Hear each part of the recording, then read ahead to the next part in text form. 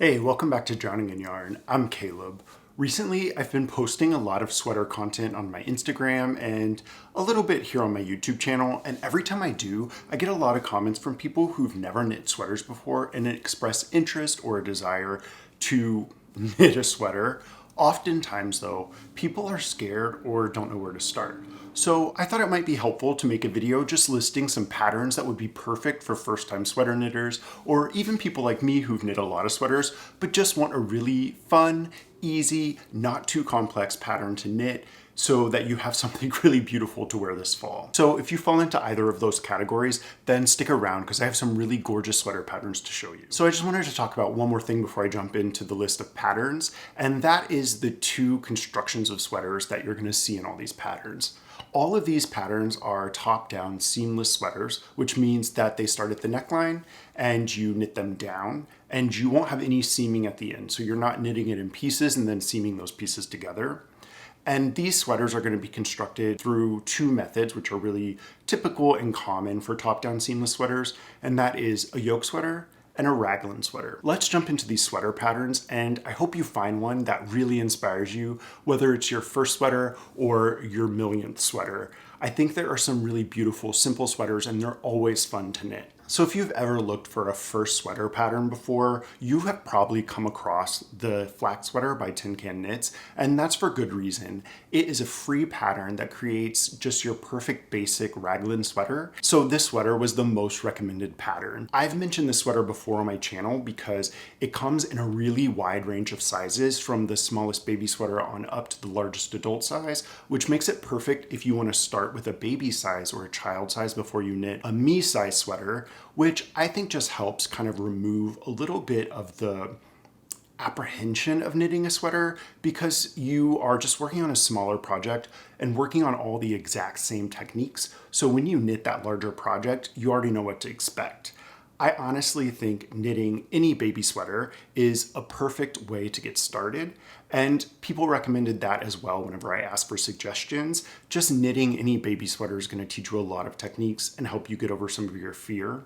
So the Flax is a great place to start because it allows you to do that and then to knit the exact same garment for yourself. The Flax was honestly my first sweater, and I started with the baby size and then knit the same thing for myself right after I finished the baby size sweater, and it worked really well for me.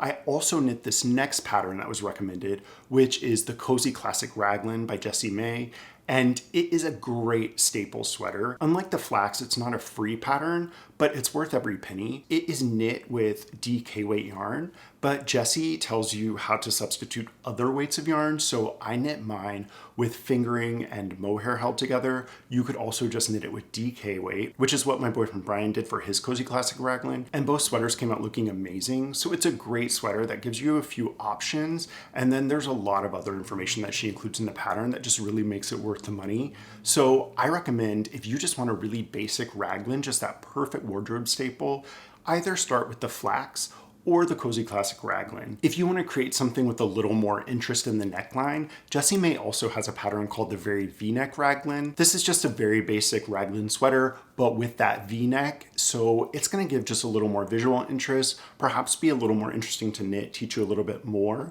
and you're still going to end up with something that's going to be a great wardrobe staple. Another thing that you can do if you want to create a raglan with a little bit more visual interest is knit the Felix Pullover. It's a raglan sweater with some decorative stitch work around the raglan lines. If you're already comfortable with lace work, this sweater is going to be a breeze to knit because the lace work is just happening at the same time that you're doing those raglan increases, but it's adding a lot of visual interest. It's creating a really beautiful and unique sweater that's also just going to be a great wardrobe staple. And I think creating a basic garment that you can keep in your closet forever is the perfect way to get started. And this Felix Pullover is going to let you do that with just a little bit something extra. So it's an awesome option, and it's a beautiful sweater. So let's move on over to yoke sweaters. I've got two really great sweater pattern suggestions for you that would make beautiful and amazing first yoke sweaters and really make you comfortable with knitting a yoke sweater.